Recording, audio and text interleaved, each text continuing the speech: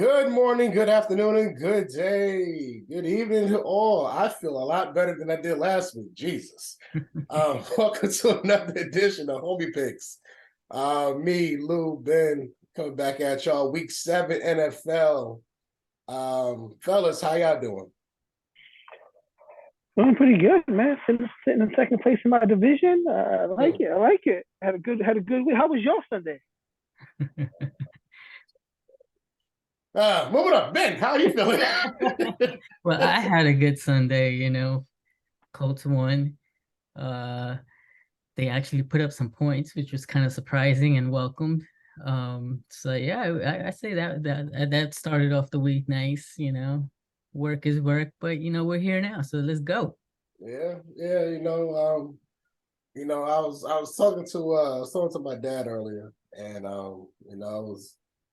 he's also a Giants fan, and I said to him, Respect to your dad. Respect. My Ravens are such a gifting team. We don't like to make anything easy for ourselves, We just like to give up all the games that we could possibly give up. So, like I just so this damn disappointed in my team. Like as easily as we could be 6-0, we're 3-3 because we just play like total shit in the second half. Hopefully in the second half of this season, we can pick it up, but it's still a whole long ass season ahead of us, and I have very doubtful things for us. There's a lot of things to clean up, but nonetheless, ain't about my team. It's about everybody's teams right now. That's what we do on Holy Picks. We don't just worry about our teams; we worry about everybody else's stuff too. And that's why we go into the first game of this pick, which is Seattle and Los Angeles Chargers. The Chargers are a 5-point favorite, plus 198. Seahawks have been playing some interesting football lately. We really all thought they have been like destitute because there's no Russell. And they have definitely showed something different to that. Ben, do you think Seattle makes a statement against the struggling Chargers? Yeah, what can we say about the Chargers, right? Like big disappointment there. Like they have the talent. Yeah, some injuries right now, granted, but I don't know. They're just so underperforming most of the time. And now, Herbert's throwing the injury thing, but I don't know. They were a very disappointing team. I thought it would be more of a high octane scoring, but nope, not happening. So yeah, but like you said, Seattle on the other hand, big surprise. They putting up points. I must say, give props to Pete Carroll. Like maybe he was masking a lot of flaws for us. Maybe he was scheming him very well to his strengths, and now he's seeing how hard that can be. So yeah, it's an interesting game. I think it's probably gonna be a very fun game to watch. Probably good high scoring game. But I'm gonna go with the underdogs here. I kind of like Seattle here. I think Seattle pulls it off. Again, Chargers defense hasn't been what you want it to be. Again, key injuries out. And Geno Smith has been doing well. I mean, he's shown that he's a capable quarterback, I feel. So yeah, I like Seahawks here. Luke? Yeah, I mean, a lot of points Ben made were going to be my points. Like, was Russell Wilson a product of the environment? Because man, like Gino didn't understand the assignment. He was supposed to lose this season. That way they get a top pick and get their quarterback in the future. But Pete Carroll is coaching his ass off. As much as they say Daboll's coach of the year, you gotta look at what Pete Carroll is doing with a team that everyone thought was gonna be the bottom of the basement in their division. And that division hasn't lived up to anyone's expectations. And then the same goes with Herbert. And can we get a memo out to Keenan Allen? Like, can you strained the cap, man. Like DeAndre Hopkins got suspended for the first game, and he got more patches than you. Like, you get in the game, man. Like, toughen up. Like, you can see the difference. Keenan Allen is that guy that gets a lot of volume reps. And he just, Austin Eckler is just not that guy this year. We haven't seen him. We haven't seen him dominate a game. We need that offsetting pressure that Keenan Allen provided with the volume catches and the breakaway speed. They don't have that right now. I mean, they got Mike Williams, who, he's good for that plexico burst, 10 yards away from the end zone jump ball. But they need to pick it up. I agree with Ben. This is going to be a high scoring game. I hope it is, because I got Herbert starting in my fantasy team. So I want to see that go. But I'm going to disagree with Ben, and I'm going to take the Chargers in this one. So I hope everybody did not watch that Monday Night Football game. Oh my God. That was a pretty lackluster, and because we knew it was bad. Broncos, we knew what the Broncos were bad. coming into the game. I kind of had a feeling that I was on the feeling of Chargers would have rolled with that one, and they didn't.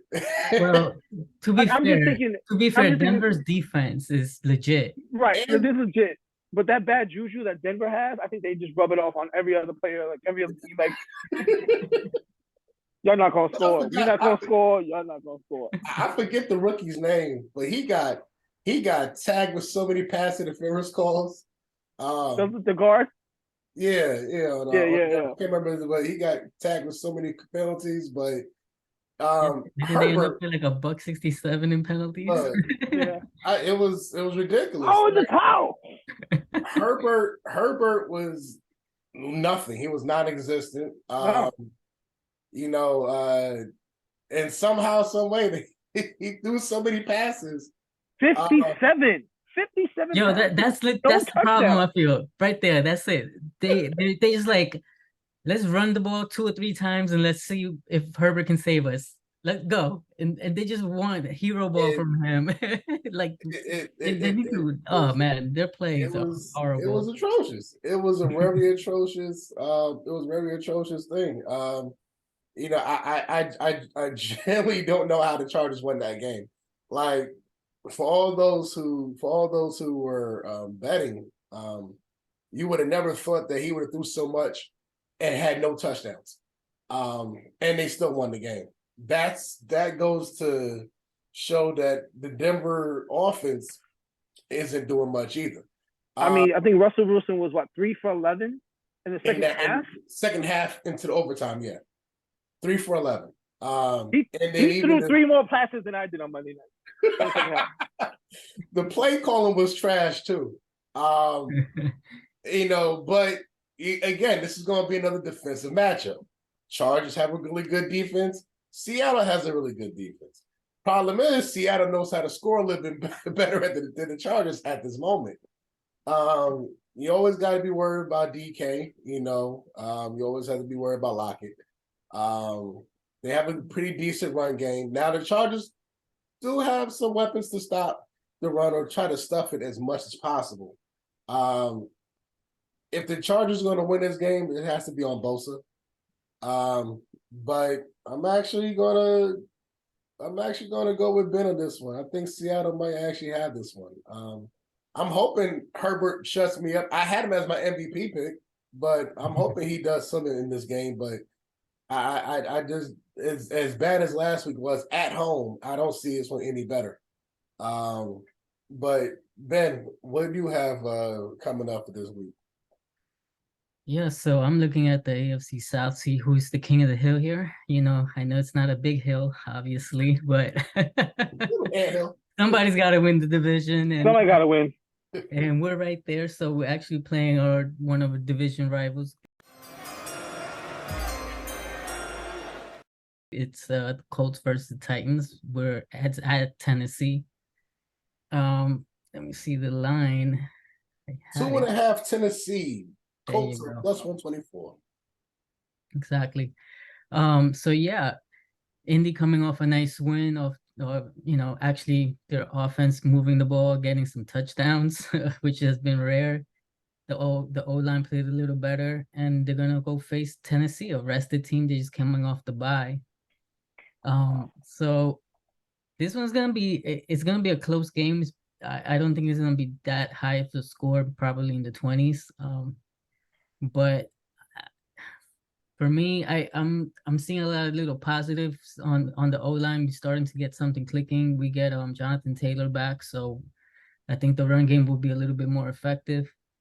So I'm gonna lean towards the Colts on this pick here. I know Tennessee's at home, they're coming off the bye, but I feel like maybe they're starting to build a little momentum here, and Tennessee just hasn't been who they've been in the past. Even though they've scraped by with wins, they still find a way to win. You can't overlook that, but I'm gonna ride with the Colts in this one.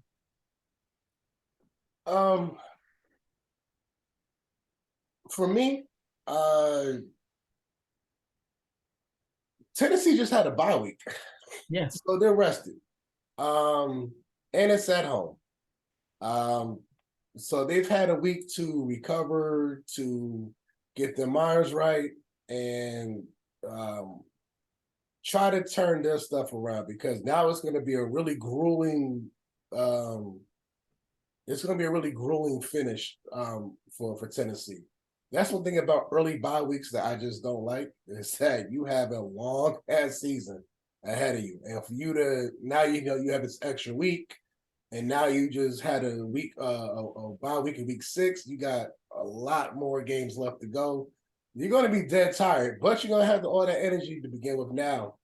Indianapolis is going to be going into theirs very soon, so it's a good opportunity for the Colts, who have been playing more in game, and who have more game time stuff lately, to try to pounce on Tennessee. But there's something that just scares me about Tennessee being at home this week. You're right; they have not looked like themselves at all. Neither team has looked like themselves. Like, we both had high expectations for both teams. Granted, both were 3-2 and 1 for the Colts, but albeit they both have winning records, they just haven't looked pretty in those wins. And they've had some bad losses also. Both teams have had bad losses. But at home, it's really a pick'em game for me. I'm gonna go with Derrick Henry and the Titans in this one. Lou, what you thinking? Oh yeah, this division, man. We knew this division going into the season was going to be either elite or subpar all around. So far, it's subpar all around. The Titans should have been running away with this division. I mean, you pretty much brought everyone back except for AJ Brown, and with Derrick Henry coming back healthy, you would think they would have rolled through these teams, but they started off bad, and I think this is where Indy catches them. I think this is a statement game for Indy. This is where they need to put their foot in the ground. They get JT back, and they got to figure out Matty Ice. They really do. They gotta get him some early check downs, some screens, like get him comfortable in the offense. He hasn't looked comfortable as a quarterback, and which is difficult to say because he's seasoned. He's a vet. He hasn't looked comfortable with this offense. I think they're putting too much pressure on him to deliver the ball downfield. Give some easy check downs, some quick slant routes, like get him in a motion. And I think this is the type of game you need to do it in. So I'm taking Indy in this one, and hopefully they write Matty Ice. That's the key part. Matty Ice needs to actually be Matty Ice. Like, he's been putting up the yards, so the balls are coming out. You know what the problem is? That it's been the offensive line. They haven't kept them upright. Right, it hasn't been easy for him. And he's not really a mobile quarterback, so they get him quickly. He's tried to run away as much as he can, but he's not that quick. Obviously. Right. Yeah, it all comes down to that, the line. Well, speaking of lines, going to the next game. Atlanta Falcons at Cincinnati Bengals. Bengals are a 6.5-point favorite. Falcons are a plus 245. And I say, speaking of lines, because we all know Joe Burrow's line is real suspect too. And the Falcons are very good at getting to the quarterback. Depending on what referee, Falcons have been sneakily good this year. Yeah, sneakily good. Falcons are sneakily good, and depending on what referee picks, they got a good draft. I mean, but like, like I was saying, depending on what referee you get, getting to the quarterback may not be the best thing for the Falcons either. As we've seen with some really egregious roughing the passer calls over the past couple of weeks. But Lou, how do you see this one going down? Oh yeah, I mean, the Falcons are 6.5-point underdog on this one. But I'm elected to take the Falcons on this. I think that team looks young and hungry. Like Mariota's balling out right now. You got Drake London down there. Drake London is a rookie. Like we all thought Kyle Pitts was going to come into this season and be that guy. He really hasn't. Points wise and touches, he hasn't been that tight end. It's been everyone else around him. That running back that they picked up, that was landscaping over the summer. Like he's doing his thing. And I think everyone's sleeping on Atlanta, but Atlanta looks sneakily good. And since he has been known to have letdown games this season where they don't show up.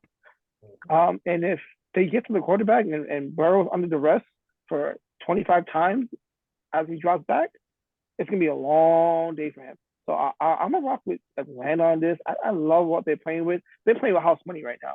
Like no one expected them to be where they're at right now. So I think they go out every game and just ball out and see where the chips may fall. So I'm rocking with ATL on this. Ben, how you thinking?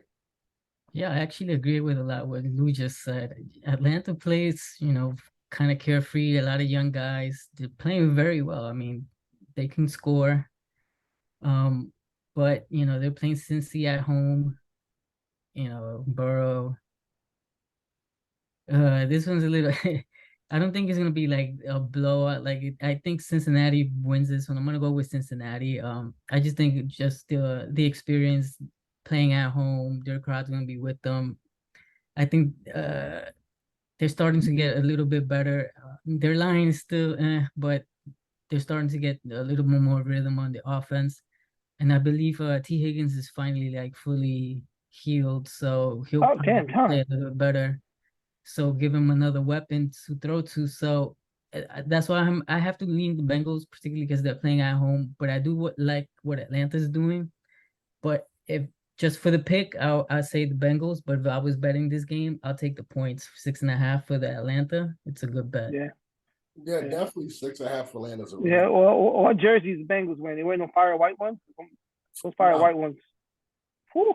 I mean, if they do that, I mean, those don't mean like those jerseys are electric. Those are intimidating jerseys, yeah. They are electric. But I do think while the Bengals have been on a nice little thing lately because they did start off very lackluster. Maybe it was a little bit of a Super Bowl hangover. They played average at best. They did have a real tough. They made it look like a tough game against the Saints, who we'll talk about later. In that recap of Thursday Night Football. But you got some points at least.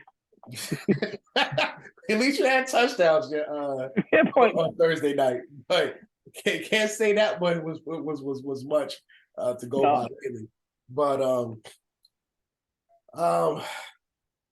see, the thing about the Bengals that scares me is what I entered into protecting the quarterback, and the Falcons are really good at getting to the quarterback. Was Brady Jarrett or what's his? Mm-hmm. That's his name, right? The defensive and for them, like he's a force. Like I'm talking about like Calais, like Calais Campbell, like Quentin Williams, like Aaron Donald. That boy's a force. He's going to get to you, and he's coming and like he's coming straight at your quarterback. And I like the Falcons defensively. It's like surprisingly they're 3-3, and nobody would have thought they'd been 3-3. Like easily, nobody would have thought the Falcons would have been somewhat decent this year. Hell, they're looking more decent than the Buccaneers, lately. But I think at home, Cincinnati has even though they did blow, they blew that game against Pittsburgh early in the season at home. You know what? 6.5. Screw it. I'm gonna go with the Falcons on this one. All around. Like they showed me something last week, and that was against what I feel is the number one team in the NFC, the Niners. And they just got even better with that trade with Christian McCaffrey now. But they showed me something with that. Like, could they literally should have had they should have had a winning streak. Because they should have got Tampa Bay. They should have got they did get San Fran. I think they get Cincinnati. I think Cincinnati goes to 3-4, and I think Falcons go 4-3. Lou, what you got for us this week? Yeah, so these are two teams again that we beginning of the year we didn't expect them to be where they're at right now, right? One was supposed to be Super Bowl contender, had all the pieces. Other team was supposed to be in the rebuilding phase of figuring out where they want to go. I was going with the Jets versus the Broncos. Shout out to the NFL for not putting Russell Wilson on prime time. Finally, thank you. Have more games, bro. 4 out of 6 games on prime time is too much. Too much. That's right. Don't worry, we still got Justin Fields on prime time. I know. That's our reward, apparently. Yeah, I picked this game because the Jets defense, man, those young boys are playing with energy. Sauce Gardner is as good as advertised. Bryce Hall, you can't get any better. Quentin Williams is balling out right now on the defense. And you know, the Jets coach said it. He's taking receipts. And he's been holding on to them. So I think this is one of those games where the Jets go into Mile High and just lay the smackdown on Denver, because offensively, I'm sorry, Denver can't throw themselves out of a wet paper bag right now. Like, it's looking bad. I don't trust Russ. Could you imagine us having this conversation on week 7 saying we don't trust Russell Wilson with the ball? I trust that Zach Wilson showed me a lot in his last game where he wasn't making mistakes. He was throwing the ball away. And that was great to see from him in year 2, that he was smart enough to say, this is not the play, throw it out, just reset. Last year, he was forcing a lot of these plays and led to interception after interception after interception. I was at the game against the Patriots last year, and he was just forcing it downfield. Last week's game wasn't doing that. So I think the Jets go into the Mile High, they run the ball with Bryce Hall, and they let Sauce Gardner lock up whatever, Justin Jury, Carl Sutton out there. He's unlocked on everything. He's a Darrelle Revis 2.0.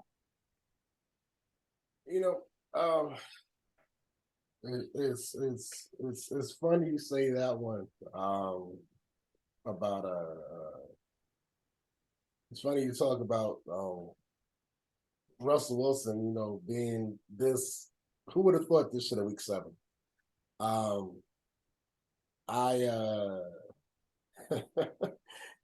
It's funny, the line has changed so much when it comes to this.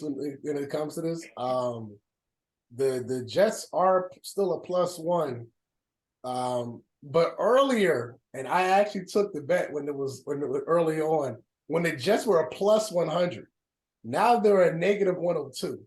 So I'm hoping to capitalize on this money when it comes to this, because I definitely see the Jets winning this game. Both defensively good, really good teams.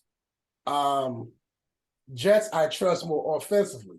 I don't see this being like Jets and Green Bay. Green Bay can't defend for shit. Denver can't. And you're playing, and it's always tough to play in that airless atmosphere. But my thing is, how much time is Denver's defense going to be on the field? That's true too. A lot. That's going to be the thing. I think Zach. Damn, it feels.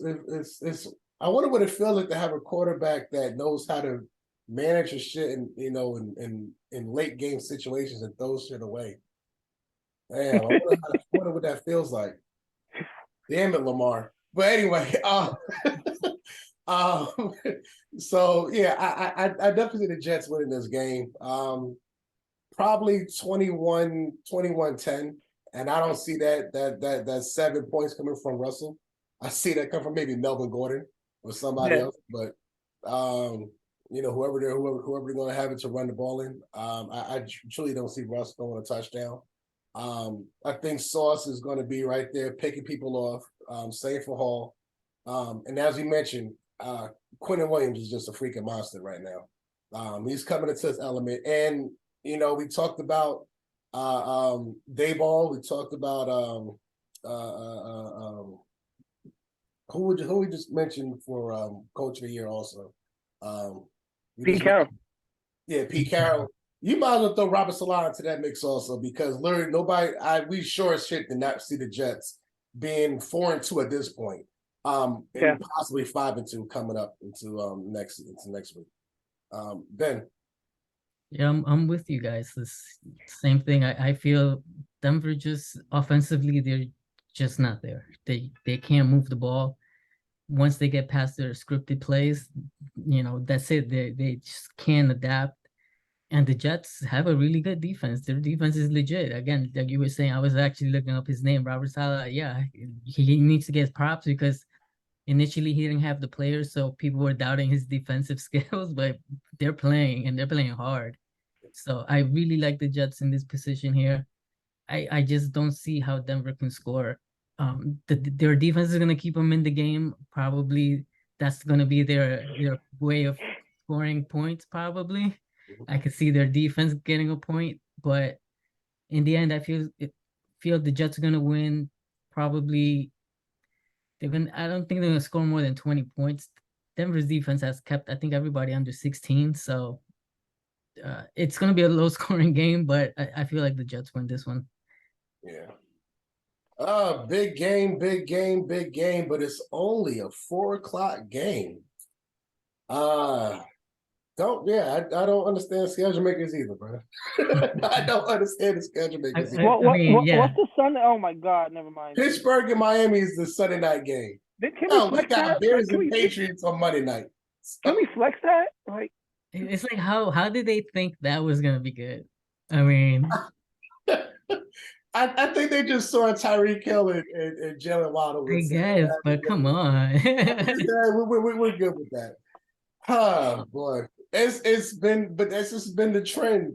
They could have moved Seattle Chargers to Sunday night and then move Niners Chiefs to Monday night.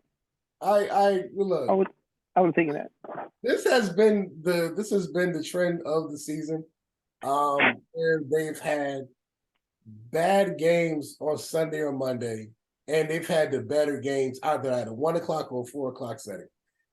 But if y'all try to figure out by now which one we're talking about, we're talking about KC and San Fran. The new look Niners. And this is not just your regular run-of-the-mill Jimmy Garoppolo Niners. This is a new edition of Christian McCaffrey Niners. Back in the Bay Area, the line was 2.5. Now it's 1.5 KC, plus 114 San Francisco. So Vegas, the odds maker, still does have KC winning this game going into the Bay. Because I really can't say in San Francisco because they don't play in San Francisco. Just like the Jets and Giants don't play in New York. Hey, who's counting, right? I'm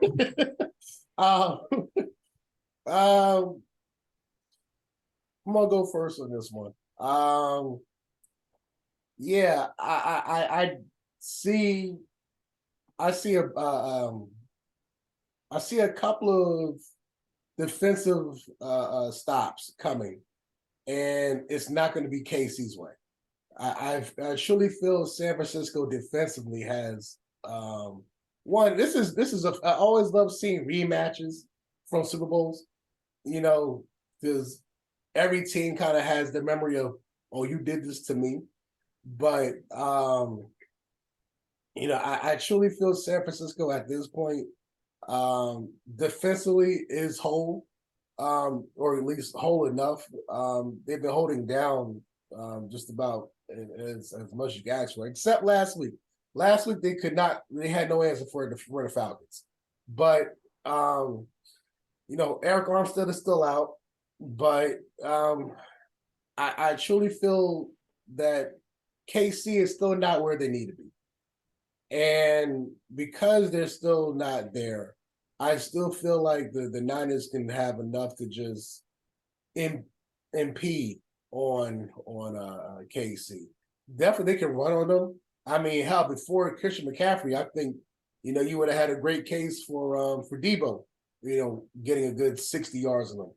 But now you got McCaffrey. You don't need to. I do wonder how that's going to fold out, because now that you don't need to use your wideout to do big yards instead of. You have a very capable running back now doing that. Garoppolo's a game manager. That's all he's gonna do, is manage a game. He's not gonna be throwing downfield. So KC knows what to do when it comes to that. But I think San Fran wins this one, and I think it's gonna be a 27-24 kind of game. That's what I kind of see. Lou, what's thinking? I like this game. I mean, this is one of these better games that, damn, get your popcorn ready. And I don't know why it's in the prime time, but I guess maybe the NFL wants us to watch Sunday Night Baseball. Baseball playoffs is going on, so they take a weekend off. I love San Francisco in this matchup. I think Jimmy G is finding his stride. I mean, I think that game against the Falcons was a fluke, like a one-off. Niners have weapons for days right now. Like, that was one piece missing, and McCaffrey helps them in the multiple ways. He opens up the passing underneath. You can catch him on those quick screens, and the boy just balls out. You're gonna get a lot more one-on-one matches with Brandon Ayuk and Deebo Samuel on the outside, and that allows them to be more vertical. And Jimmy has the arm to get the ball downfield. So I'm not worried about their offense. I think their defense is still okay. I think Bosa needs to bring it this game. And if he does, it's a wrap for KC. I see it the way you do. That 27-21, 24-ish kind of game where we get some scores, but it's going to be a playoff intensity kind of game. So I'm rocking with San Fran on this one. I think this is a game where we see limited Christian McCaffrey, like they said, in red zone and specialty packages, and maybe even some as a decoy. And that's going to open up the field for David Ayuk and Deebo Samuel to do their thing. So I'm going to rock with the Niners on this one. And Q. Ben, is it all three of us together, or are you going to branch off? Just to be a differentiator. I'm going to say the Niners. No, I actually like the Niners in this position here. Their defense is just, I believe they're number one in the NFL right now. So I like their defense, how they're playing. I think, KC doesn't have that explosiveness consistently as they had it before. So the defense can definitely keep it close, and that's all you need right now. Again, they got Christian McCaffrey, great pickup, I feel, for them, because they don't need him to carry the franchise. They just need him to be a piece in that offense, and he's a really good piece to have. He's definitely gonna. I feel they're probably gonna utilize him more in the passing game, coming like catching passes out the backfield, which suits them well. Particularly in this game, I believe I read the Chiefs are not one of the best tackling teams, and these guys will get a lot of yards after the catch, and so. Yeah, I feel like it's going to be a close game, but in the end, I feel 49ers do just enough to win. Yeah. Niners didn't bring it last week in Atlanta. Maybe they were hanging in Magic City a little too much. I don't know. But too many injuries, like too many starters. They're getting some back this week, particularly in the secondary. So, but I mean, even with that, it's. I don't see them, especially if you got embarrassed, by the Falcons, which it's not really too much of a. It's not too much of a knock or a slight on you, but yeah. Yeah, but to do that, I definitely can't see them doing that 2 weeks in a row. Especially against they may have looked past the Falcons to look at KC too. You know, Right. You know, it could be one of those games where they just look past them. But they ain't looking past this team. They definitely owe them. For every time you play them after playing Super Bowl, you owe them something.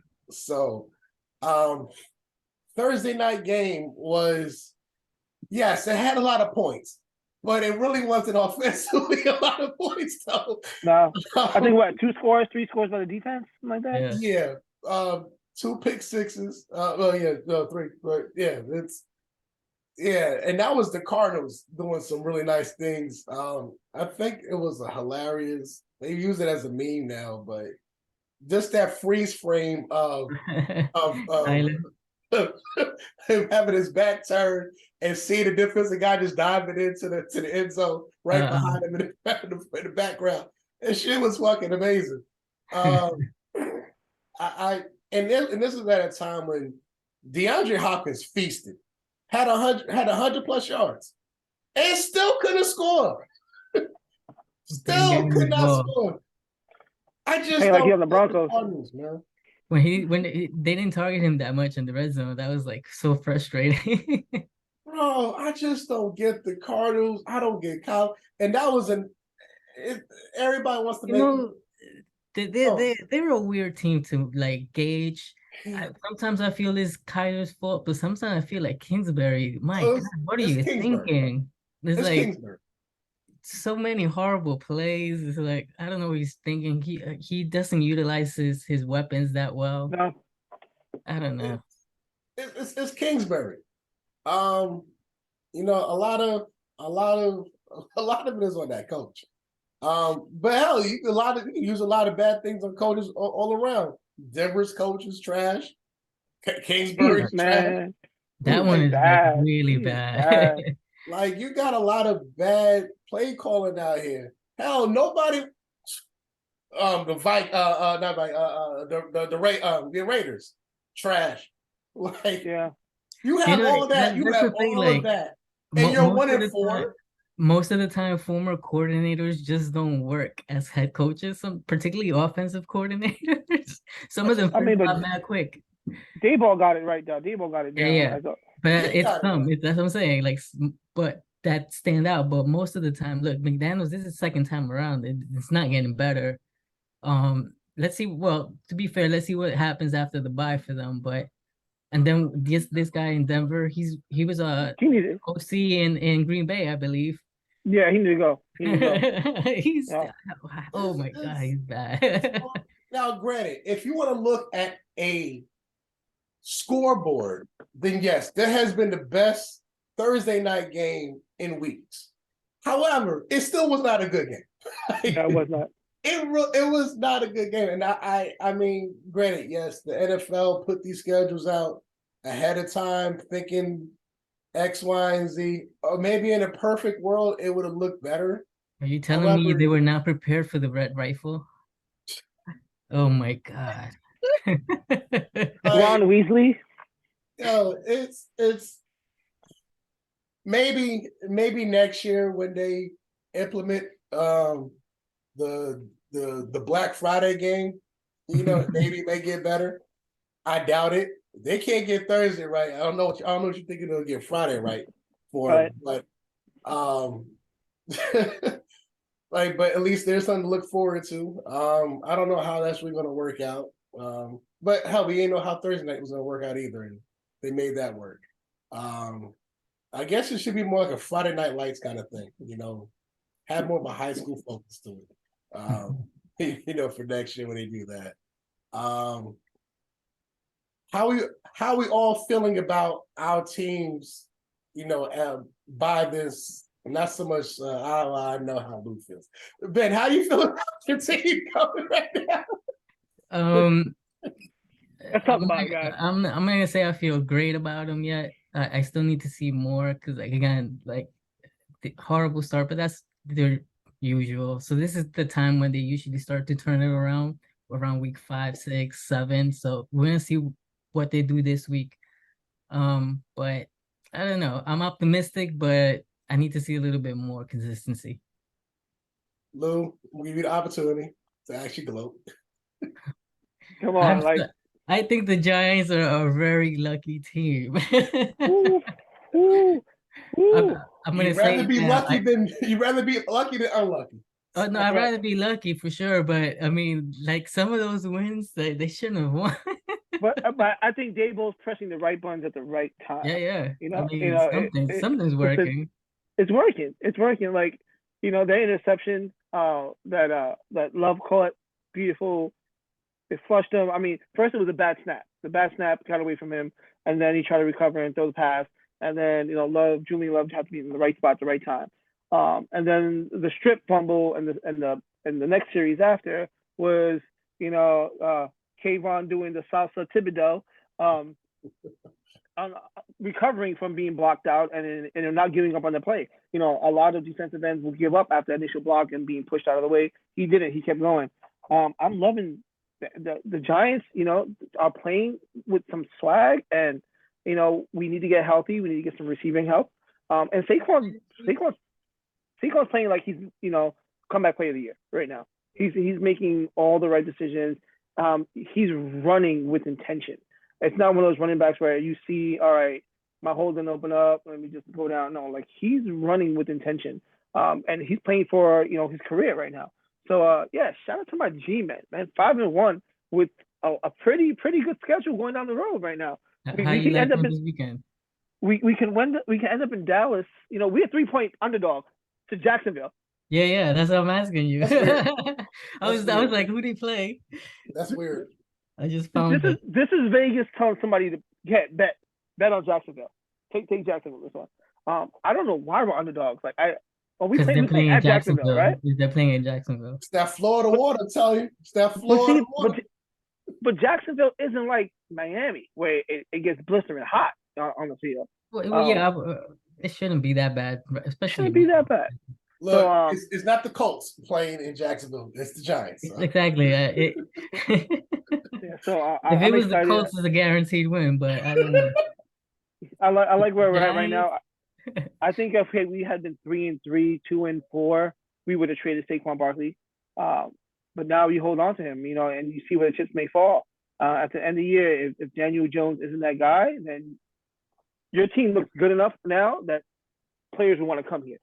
Yeah. You can make a trade for this quarterback, or you can go out and get Jimmy G. He's gonna be a free agent. If you plug Jimmy G into this offense right now, it makes us a better team than what we are with Daniel Jones, hands down. But yeah, I'm excited. I love where my G-man at. Let's keep going, baby. Big blue. Look, I'm betting Jacksonville then. Oh, shit. Wow, disrespect. For what it's worth, Danny Downs has been making great decisions in the fourth quarter, and that's what matters. You can, as long as you're playing within reach, whatever happens in the first three quarters can be kind of irrelevant. What you do in the fourth quarter matters, and that's what separates winners from losers. And Danny has been doing the right things. He's doing what he's asked to do.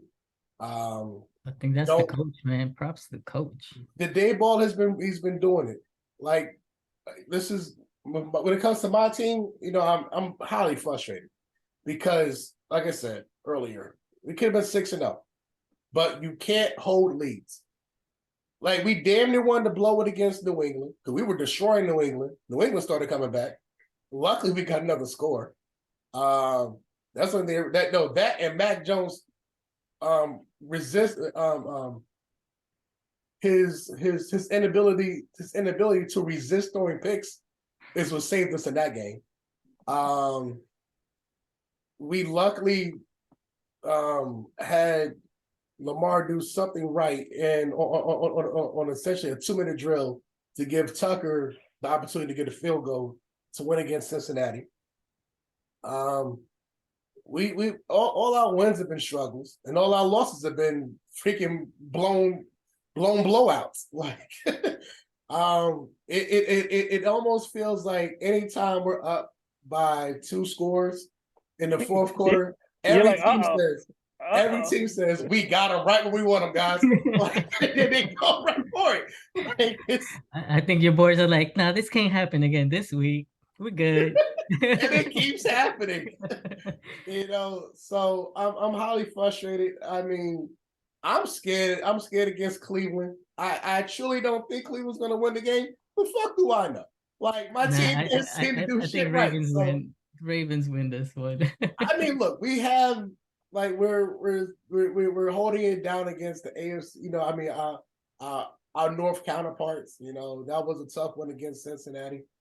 I would hope we get this one too. I have no idea what's going to happen. I'm going to be hanging. I am.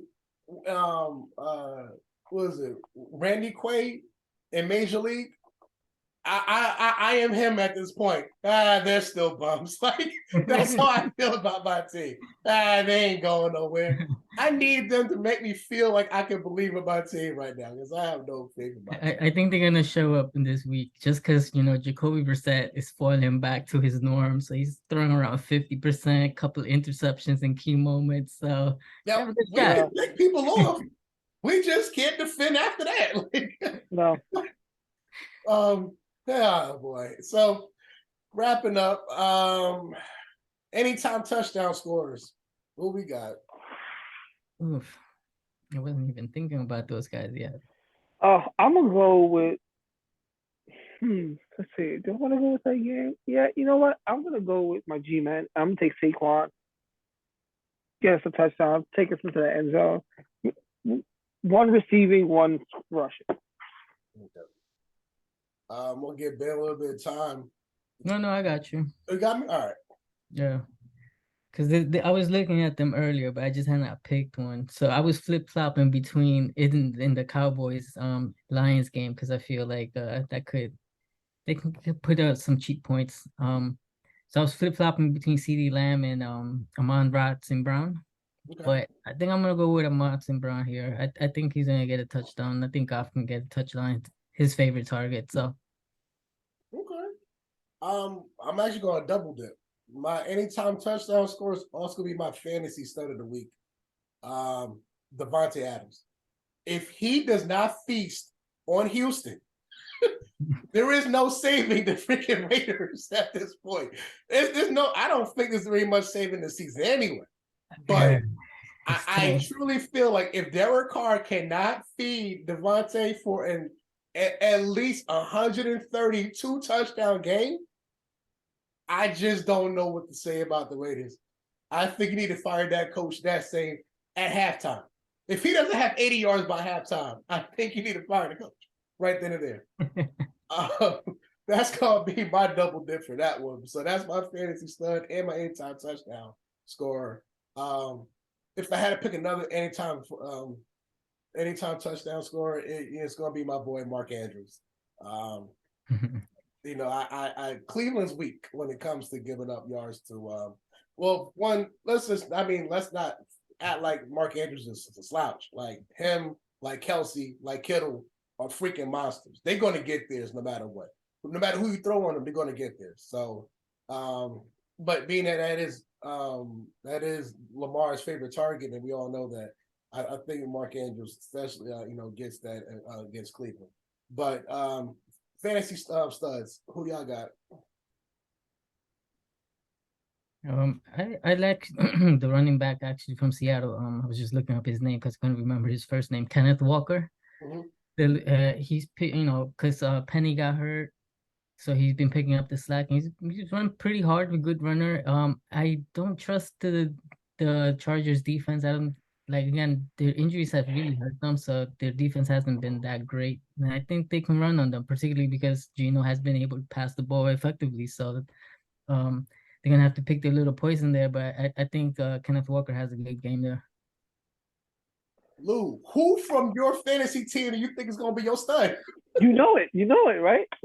I'm gonna go with Debo on this one. I think Debo has a very good game. I think it's a favorable matchup for him. I think Debo's due for a breakout, multiple touchdown, 100-yard game. Debo time. All right. So that's it for week 7. baseball is still in season. Padres, Phillies looking like a good series. Hopefully, Yankees, Astros turn it around. Yankee Stadium, make that a good series. Hockey's in full swing. Basketball is in swing now. I love to see all four sports working at the same time.